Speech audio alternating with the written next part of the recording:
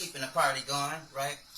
Celebrating this feast of unleavened bread, right? Um, keeping it going, keeping the party going, right?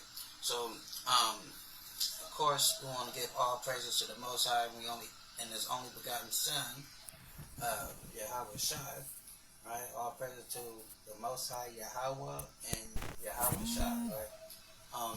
So yeah, we're gonna get back into this, right? I know you see the title, the Exodus, right?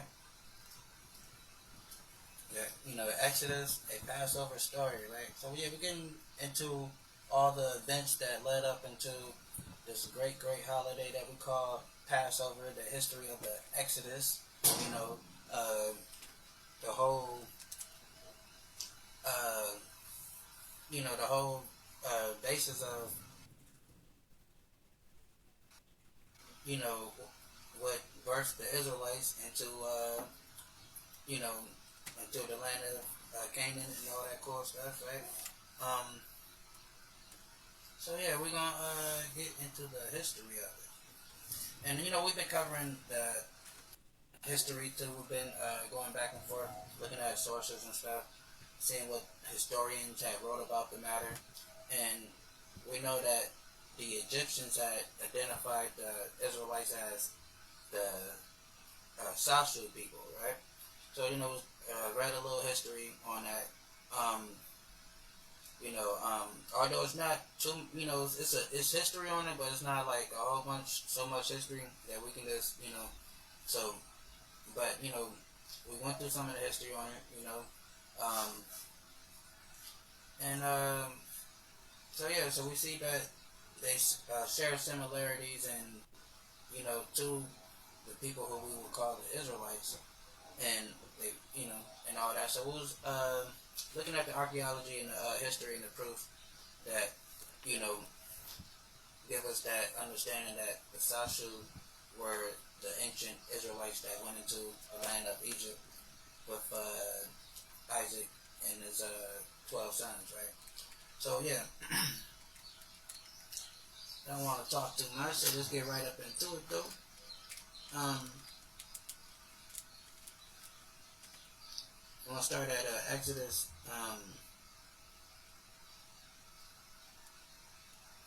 chapter 7, right? Hold on 1 second.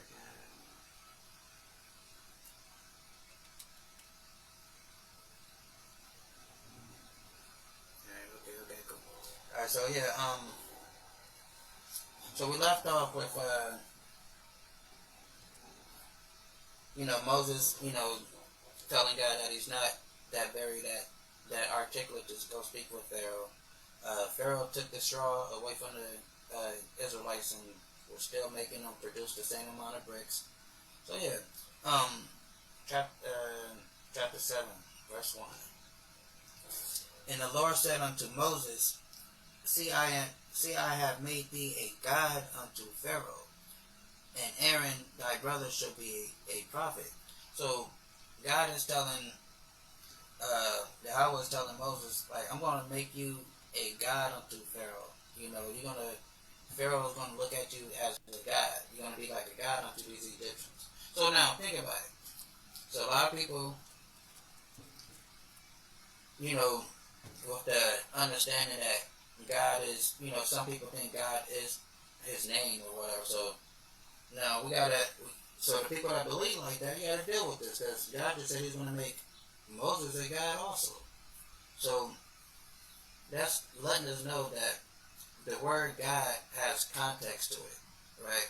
And so you have the Most High God. That's why we say the Most High God Yahweh, because he's above all. But then Israelites are called gods.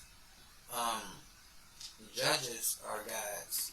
We talked about this before. Like, there's people in position of rulership or authority, they will be gods. And in this instance, he's telling Moses he's going to make him like a god unto Pharaoh, because he's going to be doing all these wonderful miracles in the land of Egypt, right? And the people is going to look to Pharaoh. Look to Moses as a god. They're going to see him doing these tricks. Not tricks, but, well, that's how they looked at it, as tricks. But doing these miracles, right?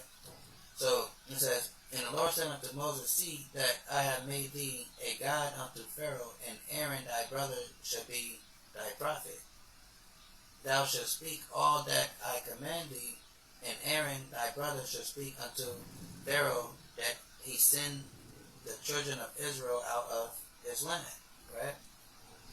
And so that was the game plan. Told him like, look, I'm gonna tell y'all what to say, put my words in your mouth, and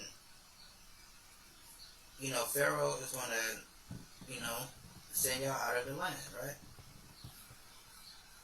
This is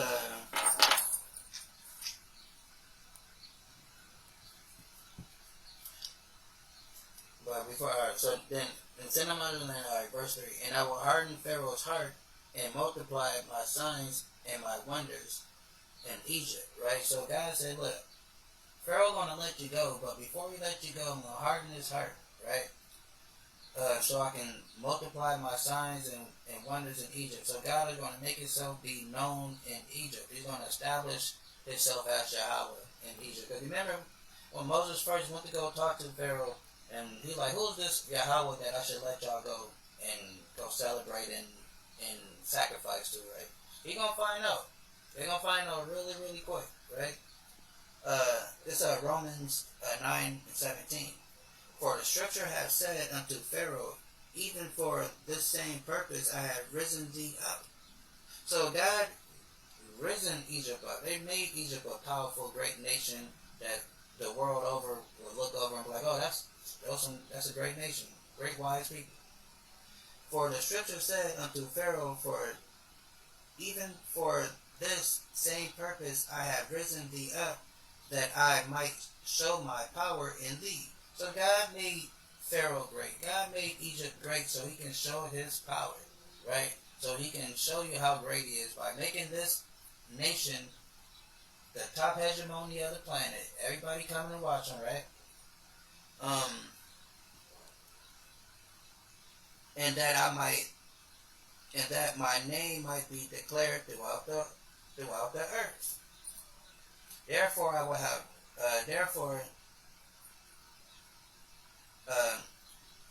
he mercy on whom he will have mercy, and whom he will harden, right? So God does what he wants, and he controls people, and he does it for his glory to let his name be known. So he raised Pharaoh up, made Egypt a great nation, all that cool stuff, to destroy it to the point that we're talking about it now, right? And to the point where archaeologists and historians study this stuff now, to the point where if we didn't read about this, like Babylon, Egypt, all these little ancient places wouldn't be important to us.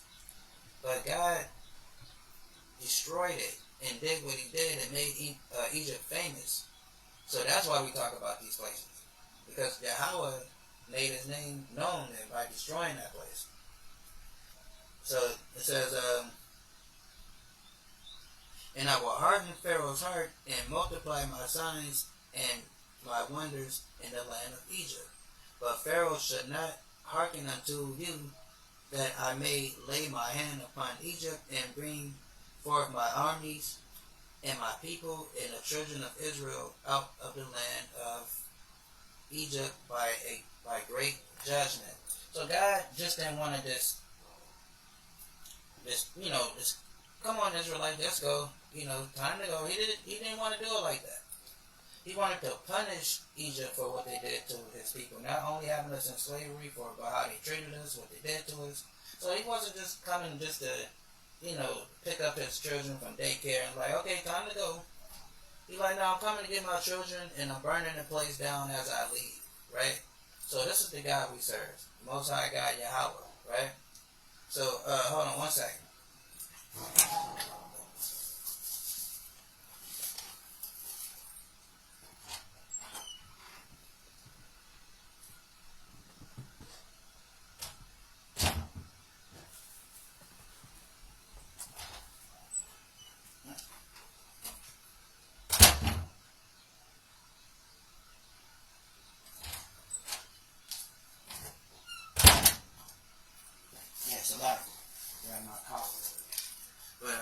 so that's how he got down. He said, look, I'm taking up my kids and we're knocking this whole thing down. We're burning this whole place down.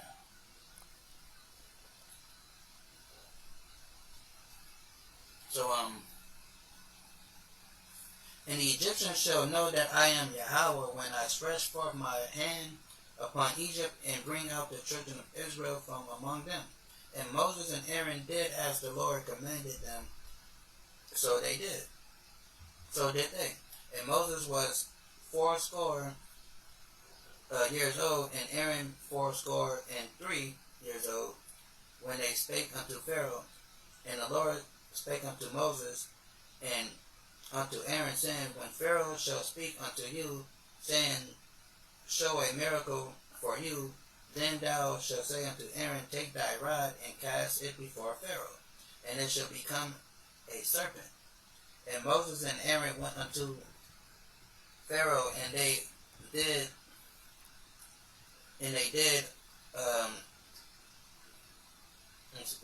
and Moses and Aaron went unto Pharaoh, and they did so as the Lord had commanded. And Aaron cast down his rod before the Pharaoh and before his serpents, and became a serpent.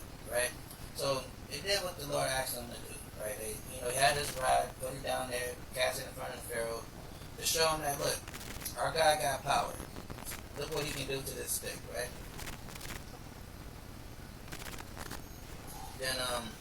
Then Pharaoh also called the wise men and sorcerers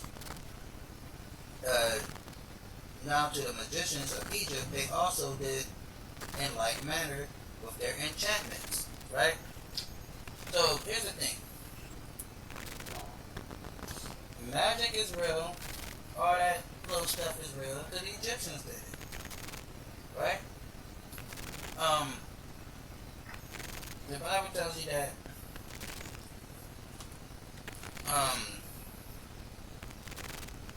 there's different forces out here, but our force is Yahweh, the Most High God, the Holy Spirit. That's where our force comes from. Our force don't come from the left-hand side, like, the witchcraft, the voodoo, all the other little left-hand activities that take place. Our power comes from the right-hand side, right? From Yahweh. That's where we get our spiritual gifts from. So we don't have to partake in these rituals and all these different Sampagria for brown and black brothers and sisters, right? The little Sampagria that some of them be practicing down in South America. Then we got the voodoos for the Creoles and stuff like that. So we need to leave all that stuff alone, right? We have power within us. That's what Israel means. The name Israel means Yashara'Allah. Yashara'Allah means he who has power with God, right? That's why when you read this book, you see all the cool stuff that the people was doing throughout the book. So you hear about such and such doing this or such and such doing that, because the name Israel means he who has power with God, right? Or he that is friends with God, either or, same way. So we have power, right? But the Egyptians were doing things on the left-hand side, right? Practicing witchcraft. And also, too, in nature, snakes, right? Snakes, I'm not saying this is what the Egyptians perhaps had, but some scholars or historians may say that the Egyptians this was what they probably used. So, snakes hibernate, right, in certain parts of the season, of the year. So, when they hibernate, they straighten up like a stick. So, you can bring them into a warm environment, and then they come back alive again. So, some would say that's probably what the Egyptians was, dealing with, but they, like I said, the point is, it's a spiritual world out there, there's magic out there, just that we ain't supposed to deal with all that stuff, because we are magic, because that's what the name Israel means. he who has power with God, right? So, and the Egyptians, shall know that I am the Lord when I stretch forth my hand upon Egypt and bring out the children of Israel from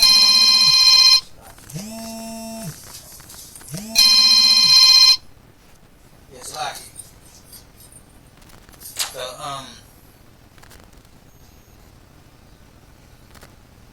where was I?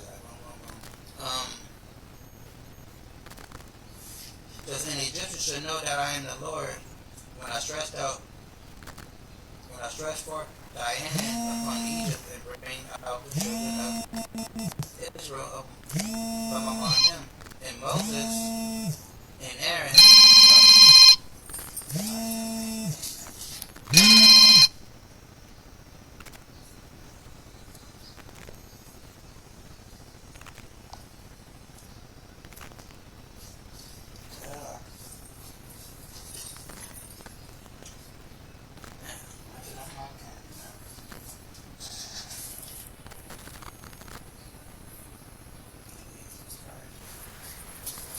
it's a lot. Yeah. So and when Pharaoh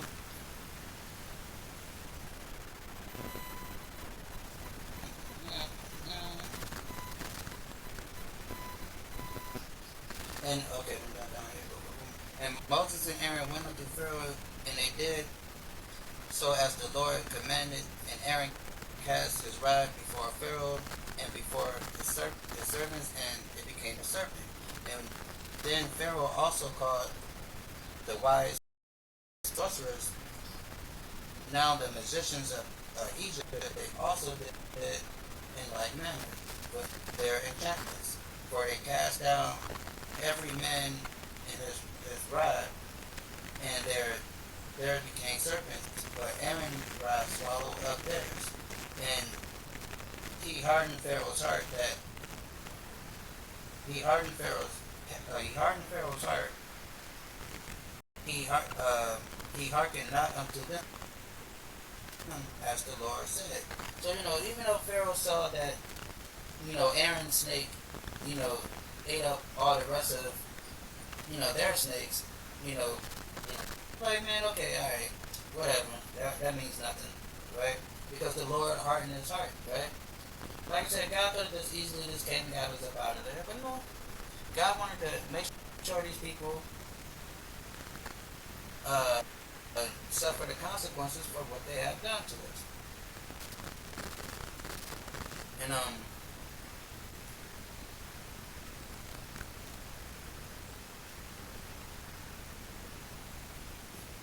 And the Lord said unto Moses, Pharaoh's heart is hardened, he refused to let the people go.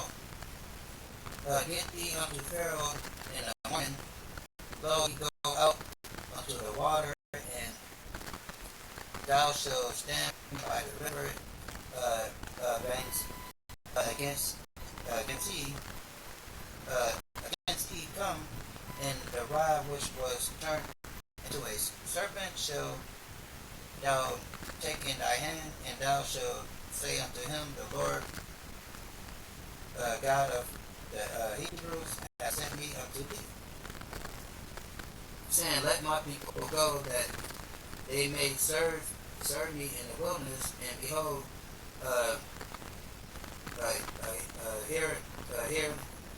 hither thou wouldest not thou hear, right? And the Lord said, and thus saith the Lord, in this thou shalt know that I am Yahweh. Behold, I will smite with the rod that is in my hand upon the waters which are in the rivers, and they shall turn to blood. So he's talking to Pharaoh like, all right, look, you ain't gonna let my people go. I'm about to turn all the rivers of Egypt, all the waters into blood. And the fish that is in the rivers shall die, and the rivers shall stink, and the Egyptians shall loathe to drink water of the river. And the Lord spake unto Moses, unto Aaron, take thy rod and stretch out thy hand upon the waters, and the waters of Egypt, upon the streams, upon the rivers, upon the ponds, and upon the pools of water, that they may become blood, and that there may be blood throughout all the land of Egypt, both vessels of wood and vessels of stone. Right? So God turned all that to blood. Like, ain't nobody drinking no water, no nothing, right? So then and Moses and Aaron did so, as the Lord commanded, and he lifted up the rod and smote the waters, and that were the rivers in the sight of Pharaoh, and in the sight of the servants, and all the waters that were in the river turned to blood. And fish that was in the river died, and the rivers stank, and the Egyptians could not drink the water of the river, and there were blood throughout all the land of Egypt. Right, so now a lot of people say, well, he turned the rivers to, the blood. Right? But like I said, when you read these things, because God is judging the gods of Egypt, all these plagues that came upon the Egyptians were to mock and to destroy the gods of Egypt, right? And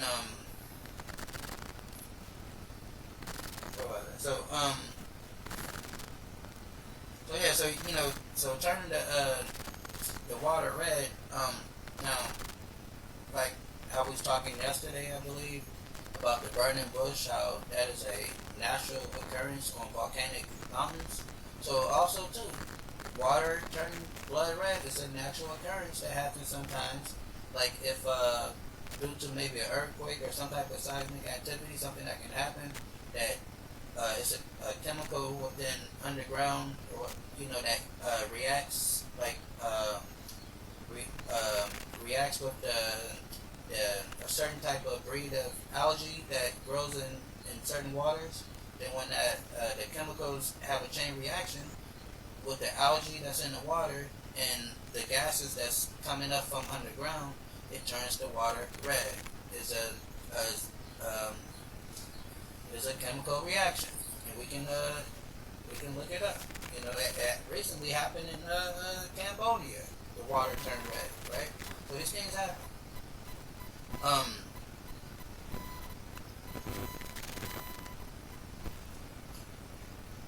As we're gonna understand too, a lot of times, not to say that the Bible doesn't have miracles or nothing like that, but God deals in practicality as well. So what makes certain things a miracle is the rarity that these things occur. So, because we can read these things, and a lot of this stuff, is in the realm of practicality. But it's just the rareness of it that makes it what we would call a miracle. Okay? So,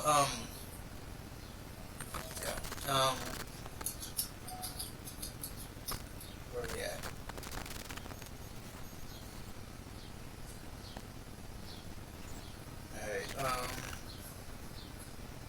Alright, okay, verse 16.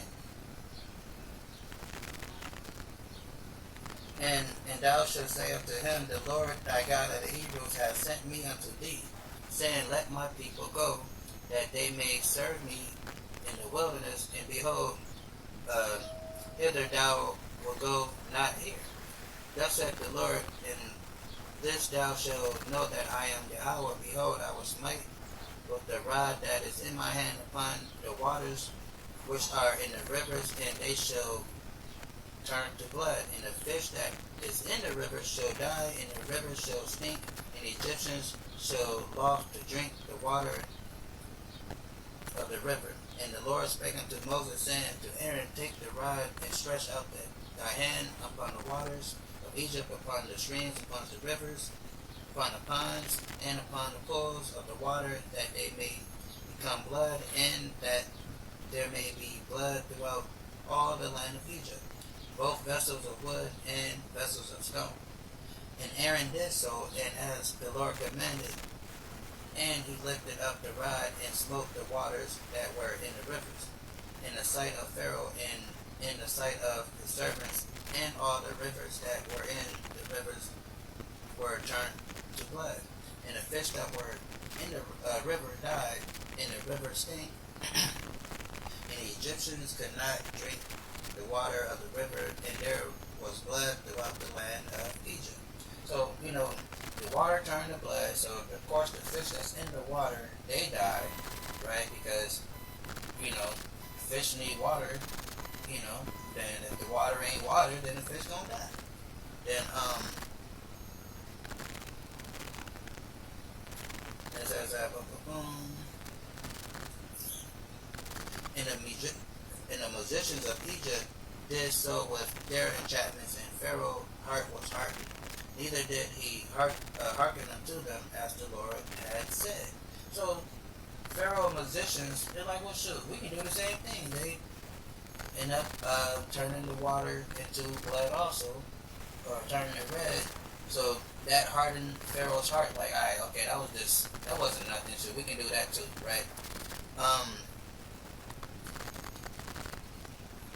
And the Egyptians dig around about the river for water to drink, for they could not drink of the water of the river. 7 days were fulfilled after that the Lord has smitten the river. Chapter 8.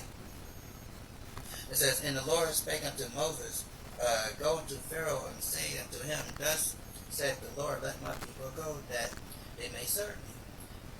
And if thou refuse to let them go, behold, I will smite all thy borders with frogs, and the rivers shall bring forth frogs abundantly, which shall go up and come into thy house, and unto thy bedchambers, and upon thy beds, and unto the houses of thy servants, and upon thy people, and unto thy ovens, and unto thy kneeling troughs, right? So now think about this. So the water turned blood red, killed all the fish in the water. So who else hangs out in the water? Frogs hang out in the water.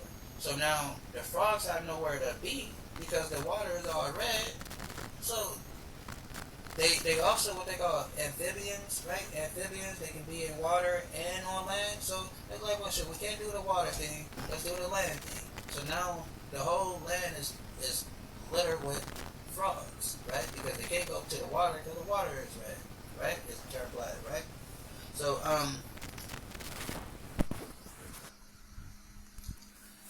verse 4, and the frogs shall come up both on thee and upon thy people and upon thy servants. So again, going back to practicality, right? Remember, the water turned red, and we got fishes and other living things that live in the water. So the fish die, and frogs also live in the water, or that's where but they can't be there because the water is undrinkable. So now they're on the land. So it's practicality when you deal with these certain things that happen, because that's just common sense. Because where else will the frogs be?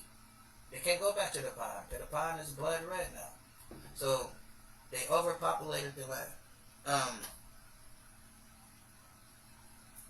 And all the frogs shall come up both on thee and thy people and upon thy servants. And the Lord spake unto Moses, saying unto Aaron, stretch thy hand with thy rod over the streams and over the rivers and over the ponds, and cause the frogs to come up upon the land of Egypt. And Aaron stretched out his hand over the waters of Egypt, and the frogs came up and covered the land of Egypt. And the magicians did so with their enchantments, and brought up frogs upon the land of Egypt. Then Pharaoh called Moses and Aaron and said, entreat the Lord that he may take away the frogs from you. So now, if you've been peeping the game, peeping the pattern that's been going on, so Moses and Aaron would do a miracle or put a plague on Egypt, and then Pharaoh's musicians would copied the same thing, right?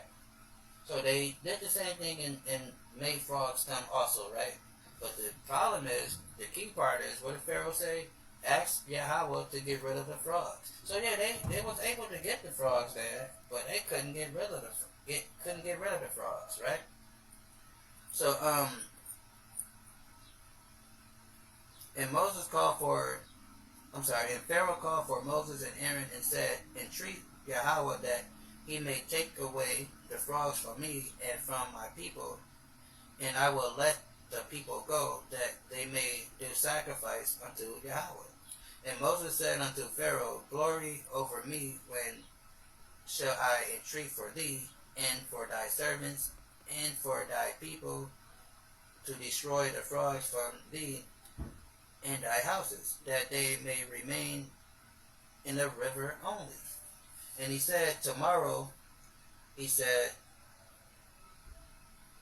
be it, tomorrow, he said, let me read it right. And he said, tomorrow, and he said, be it according to thy word, that thou mayest know that there is none like unto the Yahweh our power. And the frog shall depart from thee, and from thy house, and from thy servants, and from thy people, they shall remain in the river only. And Moses and Aaron went out from Pharaoh, and Moses called unto the Lord, because the frogs which he had brought against Pharaoh. And the Lord did according to the word of Moses, and the frogs died out in the houses, and out of the villages, and out of the fields. And they gathered them together upon heaps in the land of the stink. At the stink. Yeah, it sounds funny. But when Pharaoh saw that there was respite, he had hardened his heart, and hearkened not unto them as the Lord said. So once Pharaoh saw that all the frogs was gone and they're clearing up, he backed down on his word. Like, I ain't letting y'all go nowhere. I changed my mind. Get back to work, right? So that's what he did.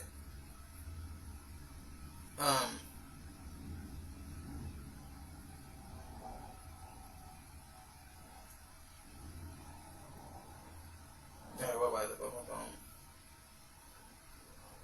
And they gathered them together and heaped them. Okay. But when Pharaoh saw that there was respite, he hardened his heart and hearkened not unto them as the Lord had said. And the Lord said unto Moses, say unto Aaron, stretch out thy rod and smite the dust of the land, that it may become lice throughout all the land of Egypt. And so they did so. For Aaron stretched out his hand with the rod and smote the dust of the earth, that it became lice, and men and beasts, and all the dust of the land became lice throughout all the land of Egypt. Right? So again, another thing. So now lice and all that stuff breaks out over everybody, right? But again, so practicality, got it. You have a land full of dead frogs, like thousands and thousands of this dead frogs laying everywhere. That's going to bring insects, in case you don't know. Insects love dead things, right? So now you got these insects all over the land, right? So we can see the practicality through these things when you look at these different plagues in a succession of how they happen. You can see how it will happen, because it all goes together, right?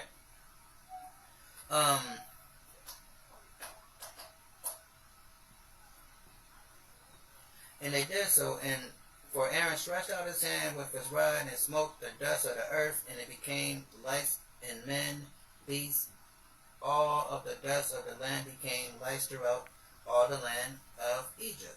The magicians did so with their enchantments to bring forth lice, but could not. So there were lice upon man and upon beasts. So now this is a cold part right here, right? So if you notice, all the way up to this point, the magicians were able to copy the plagues that God was putting on Egypt. But this is the coldness of God. This is the cynicalness of God. This is the war strategist of the Most High God Yahweh, right? That He will allow you to trip yourself into a ditch. That you will. He allowed them to reproduce, like four of the plagues, right? Yeah, we can do that. That ain't nothing. But then he made the lice. He made the dust turn into lice, right? He made the lice come out the ground, right? So they tried it, but what it say? But could not. So there were lice upon men and upon beasts. Then the magician said unto Pharaoh, "This is the finger of Yahweh." So they knew right then and there, like, whoa, we can't. All right, something else going there, because all right, we was able to copy everything else, but this right here, this is the finger of Yahweh. We don't know how to do this one right here. Sorry, Pharaoh, we don't know what to do. So it says, the magician said unto Pharaoh, "This is the finger of God." And Pharaoh's heart was hardened, and he hearkened not unto them as the Lord has said. So now think about it. So Pharaoh is so arrogant and so pompous. He got a little more stiff-necked, like when this happened. And his own advisors, his people in his cabinet is telling him, like, look, this is Yahweh. This is the finger of God for real. Ain't nothing we can do. Because you got to understand, the fellow Egyptians, they see the destruction of their country, their nation. They see how their country is falling apart. And they just looking at this Pharaoh like, dude, get these people out of the land. Why are they still here? This is the finger of God. Get these people out of here. But Pharaoh like, nah, I'm not. Like, what did, on the Lord of the Rings, or what was it, what was it, Life of a Hobbit, the little miniseries they did. What did the dude say? I'm not partnering with not one red cent. Right? Not 1 cent. That's how Pharaoh felt. Pharaoh like, I'm not partnering with not one slave is going to leave out of Egypt. Not one Hebrew is going to leave out of Egypt. And that's the same way America feels. America, if it's 40 million black people in America, if we all decide tomorrow to go to the airport, the National Guards will be right there to stop us. They will not let us go. And if we manage to go somewhere and leave this great country called America, let us stay over somewhere else for too long.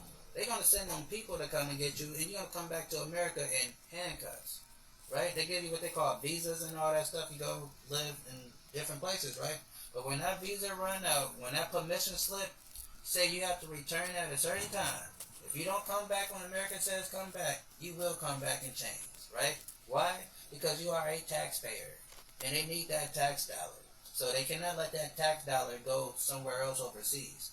No, bring that money back in, right? So they would not let us go. Never, ever, ever let us go.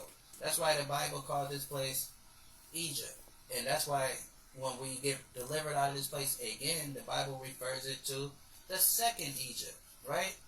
So they would not let us go. Let's go.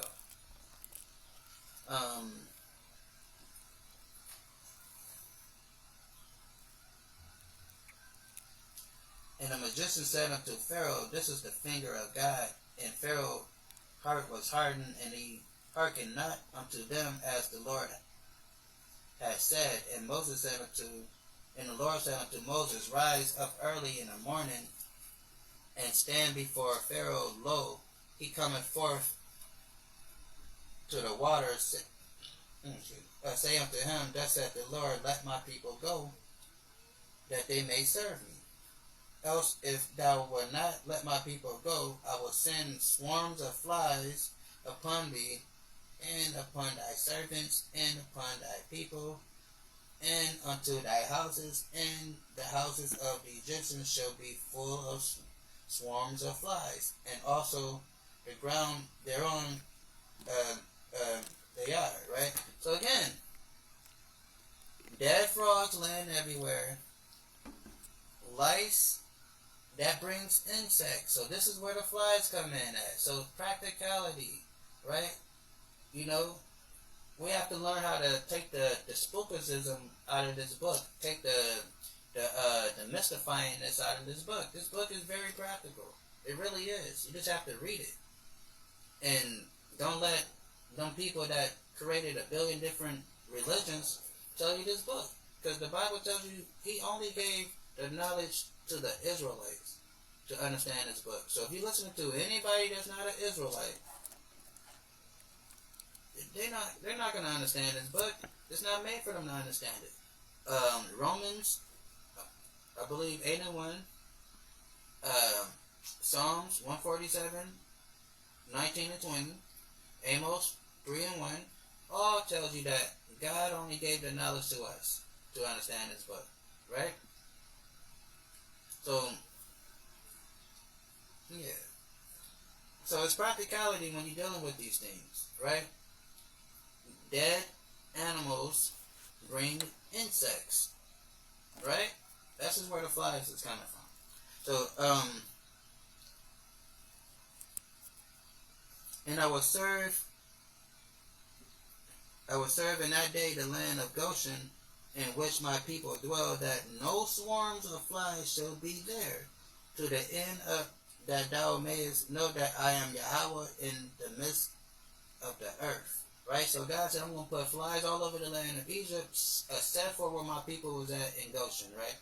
Then it says, and I will put a division between my people and thy people tomorrow. Shall this be a sign? And the Lord, so God said, look, when all this stuff is happening to the Egyptians and not happening to the Israelites, they're going to know that I said what I said and I did what I did, because it's only happening to them, and it's not happening to us, right? And that's facts. Like remember one time I was in Mississippi, right? Probably like about 7 years old, something like that. Mississippi. My cousin, they had like a little. It was on a t-ball team or something like that. So they had practice. I'm at the playground playing. So it's a storm coming, right? Thunderstorm coming. Clear sky, all that stuff where I'm at. So from a distance, it's dark and it's raining, and I'm just looking, because I've never seen nothing like that before. I'm like I said, about 7, maybe, 7 or 8. I've never seen nothing like that. So from the distance, it's all dark and it's raining. And I just slowly watched the storm just come my way, and went from me being dry and looking in the distance and seeing everything over there just in a thunderstorm. But I wasn't getting wet at the time. But of course the storm eventually made its way towards us. But, that's what is, that's what you can envision. If you ever seen something like that, then you will see how the flies were, only affecting the Egyptians and not affecting the Israelites. And the Lord will do so, and there came a grievous swarm of flies unto the house of Pharaoh, and unto his servants' house, and unto the land of Egypt. The land was corrupt by reason of the swarm of flies. And Pharaoh called for Moses and Aaron and said, Go ye sacrifice to your God in the land. And Moses said, It's not meat, so it's not meat. So to do, for we shall sacrifice the abominations of Egypt to the Lord our God. Lo, shall we sacrifice the abominations of Egyptians there before their eyes. We will not stone, and they will not stone us. We will go 3 days journey into the wilderness and sacrifice to the Lord our God, and he shall as he commanded us. And Pharaoh said, I will let you go, that ye may sacrifice unto the Lord your God in the wilderness, only ye shall not go very far away. So Pharaoh like, yeah, all right, okay. Get up out of here. Go sacrifice to your God, but don't go too far away. Right? Uh, remember, I used to joke with a friend of mine. You know, whenever the weekend come, you know, you work them those little days where you had the 5 days, you know, work week, and you be off on the weekend.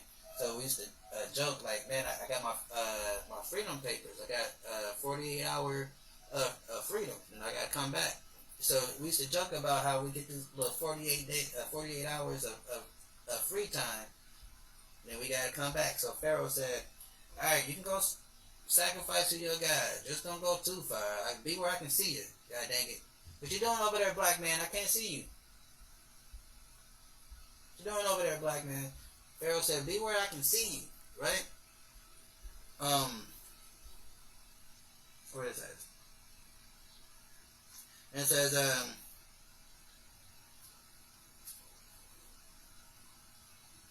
and Moses said, behold, I will go out from thee, and I will entreat the Lord that the swarms of flies may depart from Pharaoh, from his servants, and from his people tomorrow. But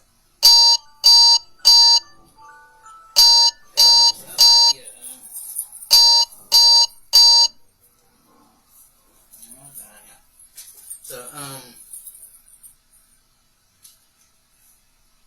said, I will, and Moses said, behold, I will go out from thee, and I will entreat the Lord that the swarms of flies may depart from Pharaoh, from his servant, and from his people tomorrow. But let not Pharaoh deal deceitfully any more, and not letting the people go sacrifice to Yahweh. So of course Pharaoh is dealing deceitfully, because he just told you, like, don't go too far. Then he's been changing his mind the whole time. He'll tell us we can leave. Then soon we get ready to leave, like, nah, I changed my mind. Get back to work. And Moses went out from Pharaoh and entreated the Lord, and the Lord did according to the word of Moses, and he removed the swarms of flies from Pharaoh, from his servants, and from his people. There remained not one. And Pharaoh hardened his heart. This little slimy, greasy bastard got even more proud and pompous after that happened. And you ask yourself, like, how could this be happening, right? I mean, I'm pretty sure a lot of times we've been into situations where we, you know, blessingly made it out of it, but then we forget about it. We forget about how the Lord took us out of that situation. We start, you know, living life like it never happened, right? You know, we ignore the blessings, right? So that's what Pharaoh's doing. Pharaoh's seeing all this stuff that's happening. So then soon as it goes away, he's like, all right, whatever. Yeah, I knew that, right? So Pharaoh hardened his heart this time also, and neither would let the people go. So Moses told him, don't deal no more falsely with us. You know, let us go. He didn't let us go. We're gonna pick it back up again. We're gonna end it right there. So you see the plague is coming on Egypt, right? Egypt is being destroyed, and again, like I said, when we get into the history of the Sashu people, what they were doing this time, we were reading a little bit of it yesterday about the rioting, the looting, the you know, just the all right civil unrest that was going on. So this was not just something that happened in a week. What we're reading happens over a course of, you know, at least 2 to 3 years at the most. According to the reason why I say 2 to 3 years, because the records that the Egyptians wrote about the Sashu and their civil unrest, it kind of covers about a 2-3 year period. So that's why I say about that time. So yeah, I'm gonna say shalom, peace. Hopefully, this was edifying. You know, we're gonna work our way, keep going through this Exodus story, and then, you know, and we're gonna work our way to the greatest holiday ever, Passover, right? And how we got to that point. So, but first we got to understand how the Egyptians and was taken down, and how the reason why Passover is important. Everything that led up to the events of Passover. So so again, yeah, I'm gonna say shalom, peace. I'm out. I gotta go be a dad right now. So I'm out. Peace.